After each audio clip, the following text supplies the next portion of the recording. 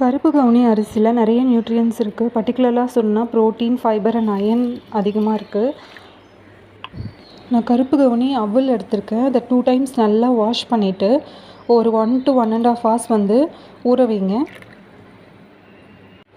Dates, பாதாம், கருப்பு திராட்சை, அப்புறம் வால்நட் இது எல்லாத்தையும் ஊற வச்சுருக்கேன்.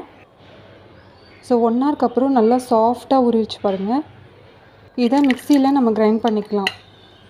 இதோடு சேர்த்து டேட்ஸ், நம்ம ஊற வச்ச வால்நட், பாதாம் எல்லாத்தையும் சேர்த்து நல்லா பிளெண்ட் பண்ணி எடுத்துடலாம். ஸோ நல்லா பிளெண்ட் பண்ணி எடுத்துட்டோம். இதை ஒரு பேனில் நல்லா கொதிக்க விடணும்.